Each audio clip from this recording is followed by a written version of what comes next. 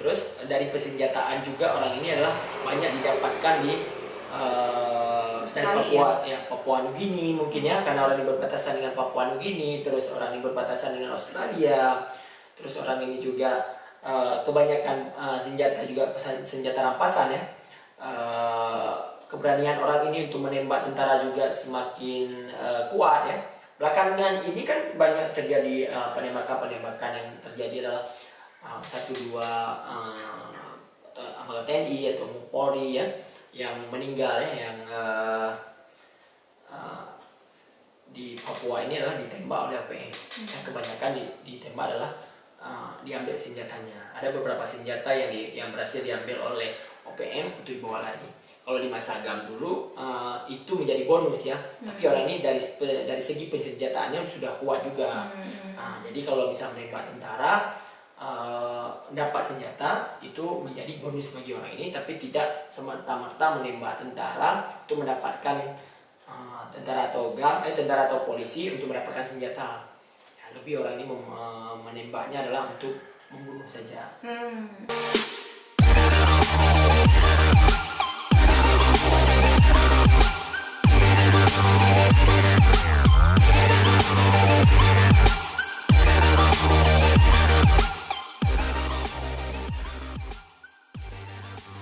Halo, hai semua, ketemu lagi sama kita di sini di fitur yang baru seperti pernah ada sebelumnya, yaitu tentang berita ataupun hal-hal terkini yang ada baik di dunia politik ataupun lain-lainnya. Oke, mau kita bahas hari ini Bang Deddy terkait dengan GAM dan OPM ya, yang tidak pernah usai nih tentang dua organisasi besar ini.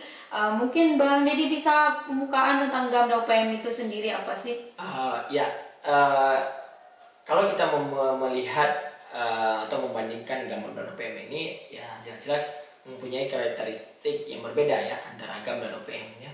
Kita akan membahas GAM dulu ya. Beberapa artikel yang saya baca ya, GAM ini pertama kali dideklarasikan oleh Yang Mulia Tengku Wali Nanggro Muhammad Hasani Tiro ya.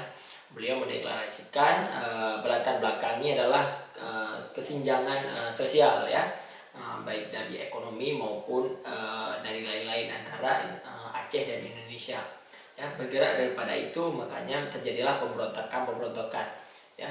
Banyak nama-nama selain GAM ini, banyak nama-nama sebelumnya adalah ada AM, ada GPK, terus ada AGAM, ada GAM ya. Terakhir dari 2004 adalah GAM. Kalau di OPM ini dia lebih kepada sangat komplit lagi ya. Di OPM ini dia mempunyai satu organisasi tapi banyak panglima. Ya, banyak panglima. Dia banyak sekali panglima, banyak lagi pimpinan-pimpinannya. Makanya di sini di OPM ini agak sulit untuk pemerintah mengajak damai, mengajak perundingan, dikarenakan banyak kelompok-kelompoknya. Bukan OPM ini bukan satu kesatuan, tapi dia menjadi pecah memecah ya. Ada beberapa, kalau nggak salah saya 10-an komando-komando yang ada di daerah OPM ini. Tapi itu di bawah payung yang sama? Iya, di bawah payung yang sama, kemerdekaan, tapi tetap juga mengatasnamakan OPM. Tapi dia ada ada panglima-panglima sendiri lagi ya. Misalnya di Jayapura ada panglimanya. Di Panglima dia tidak saling berhubungan antara panglima yang satu dengan panglima yang lain. Dan tidak ada urutan ini lebih tinggi daripada ini. Tidak. Jadi dia ada panglima-panglima di daerah saya Jayapura ada panglimanya, dia di situ siapa pimpinannya, nanti di Wamena lain lagi, di Maroke lain lagi, di Papua Barat lain lagi. Makanya agak sulit pemerintah untuk masuk dalam perundingan. Ya. Terus kekuatan GAM sama OPM ini ya. Di kalangan GAM itu ada satu komando ya, yaitu dulu yang komando yang di pusatnya adalah Tunku Hasan Muhammad Tiro, terus yang di daerah ada Panglima Abdullah Syafi'i, terus ada Muzakir Manaf. Jadi komandonya satu. Ya. Tapi tetap nanti di bawah-bawah itu ada, cuma dia ada urutannya. Udah urutannya ya. Seperti kalangan militer juga. Terus kalau misalnya dulu GAM ini bisa diajak perundingan karena pihak TNI atau pihak di Jakarta ini langsung menghadap ke pusatnya, yaitu kepada pemangku kebijakan di luar negeri ya, Niko Hasan, Malik Mahmud, dan lain-lainnya. Makanya dia sangat gampang untuk orang ini mengajak negosiasi ya. Dan sampai sekarang kan yang di bawah-bawah ini kan nggak diajak negosiasi. Di waktu pemerintah Republik Indonesia mengajak perundingan, itu diajaknya adalah di Jenewa ya, di Jenewa di Swedia, terus baru penandatanganan MOU itu di Helsinki. Kalau kita melihat dari persenjataan masa GAM dan OPM sekarang jauh berbeda ya. Kalau persenjataan GAM ini lebih komplit ya, semua persenjataan ada, orang ini semua lini orang ini masuk ya, dari pemukiman warga pun ada, terus semua semua persenjataan juga ada ya. Makanya kalau di OPM ini adalah dia per kelompok-kelompok kecil yang tersebar di antara itu. Jadi kalau kita melihat medan perangnya juga berbeda juga ya. Medan perangnya kalau GAM ini masih ada di perkampungan dan di pergunungan. Tapi kalau OPM ini dia lebih kepada pergunungan, karena kan kulturnya di Papua ini lah pergunungan ya, letak geografisnya. Makanya dia lebih jadi mereka tidak menyatu dengan warga. Bukan tidak menyatu, tapi orang ini lebih menyerang pos-pos tentara itu dari gunung ke gunung. Jadi ya. Kalau kita melihat dari 2000, dari tahun 98 sampai 2004, malah GAM lagi puncak-puncaknya ya, puncak-puncak kejayaan.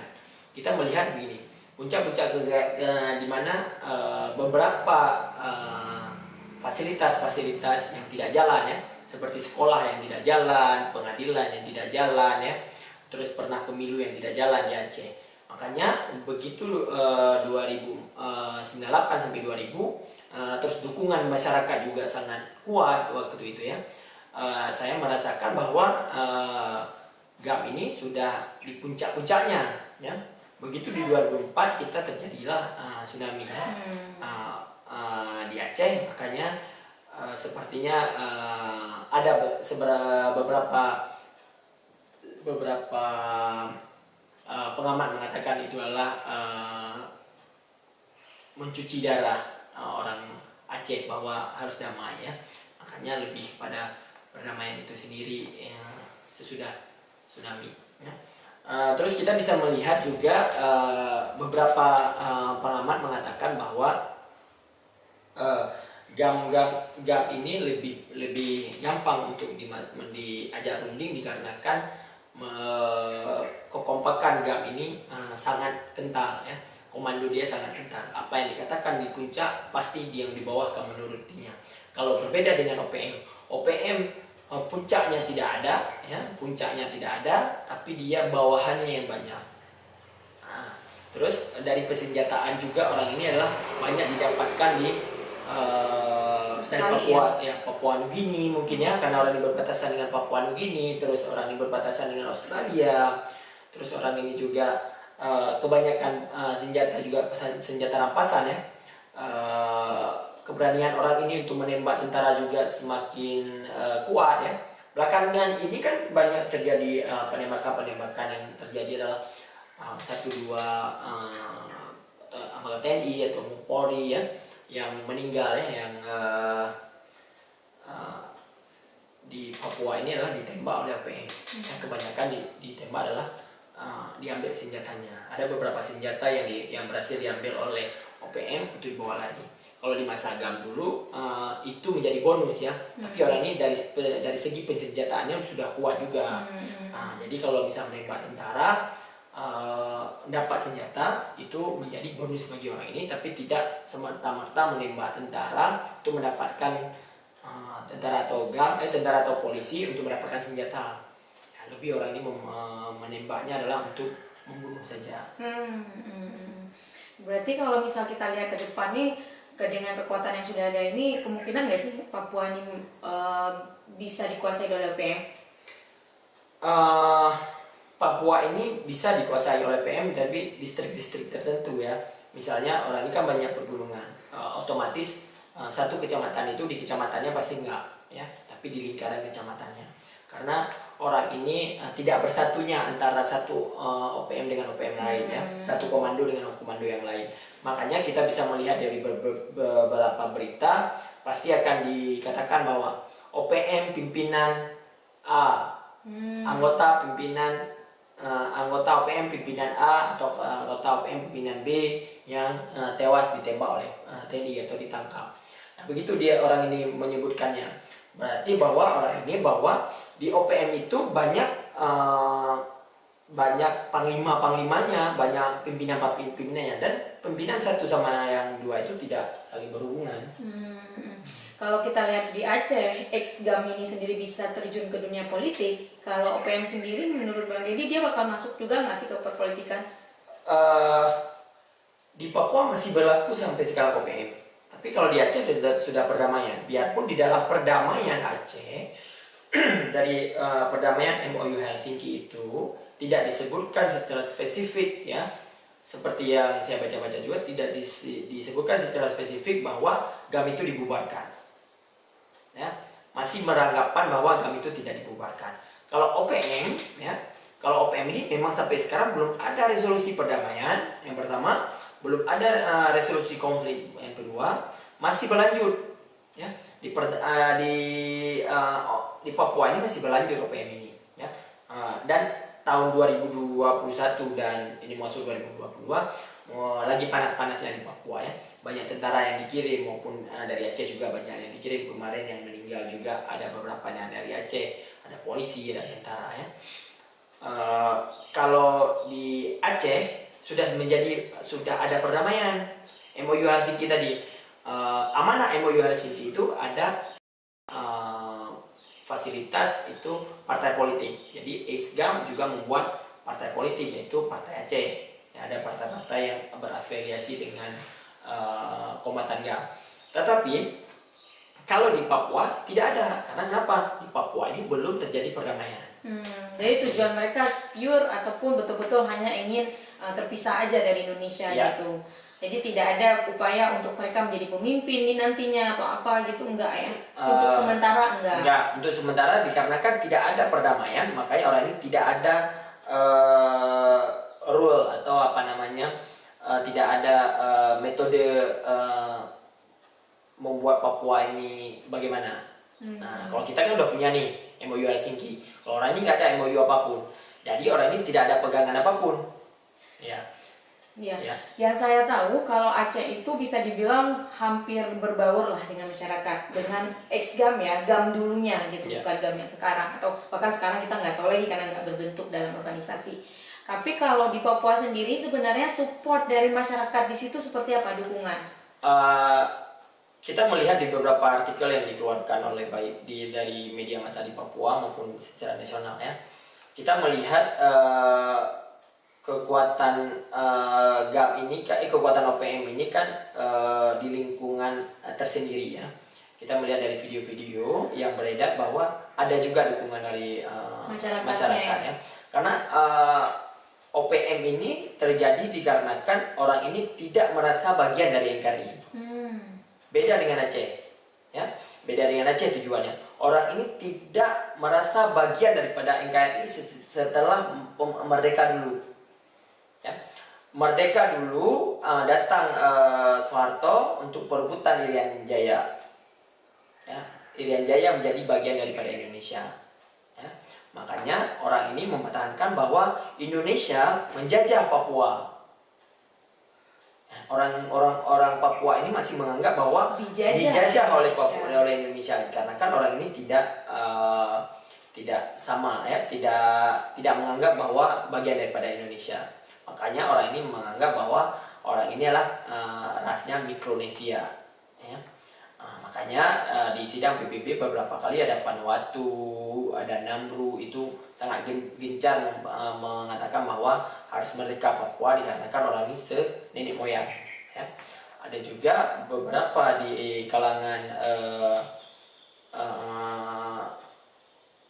pengamat juga mengatakan bahwa ada dari segi ekonominya juga, ada dari segi lain. Tapi kalau kita melihat dari sejarahnya, memang terjadinya adalah Papua menganggap bahwa Indonesia menjajah Papua.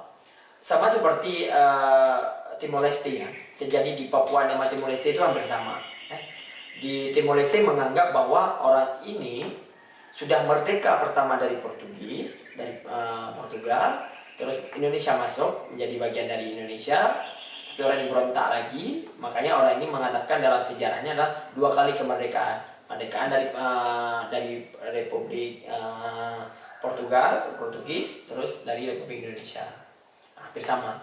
Kalau kita bagian daripada Indonesia pertama, menyatu dengan Indonesia, habis itu kita merontak. Memang pemberontakan di Aceh ini cukup panjang, dari tidak putus-putusnya pemberontakan ada di ITI, ada GAM, ada GBK dan lain-lain itu sampai 2004 gitu. Kalau misal dari segi besar jumlah orang di dalamnya itu besar GAM atau besar UPM? Kalau besar anggota GAM atau anggota UPM itu kita melihatnya begini.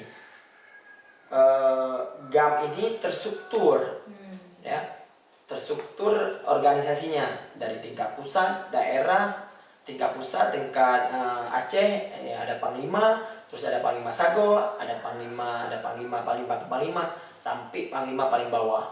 Jadi dia terstruktur organisasinya. Karena sepertinya dipersiapkan untuk menjadi suatu negara. Iya, mungkin di situ ya. Dia lebih kepada strukturnya seperti struktur TNI atau Polri mungkin ya. Dari Panglima, terus dia turun sampai dia kepada perdesaan. Di desa juga dia ada panglima-panglimanya sendirinya. Makanya kalau OPM ini tidak ada, saya tidak pernah membaca ada panglima-panglima dan ini mungkin kita nggak tahu sebutan di OPM ini apa. Tapi di OPM ini kebanyakan adalah meninggal atau tewasnya satu anggota KKB OPM dikarenakan pasti nanti ujungnya pimpinan siapa. Nah, jadi dia tidak, kalau dulu GAM meninggal 7 orang, udah selesai.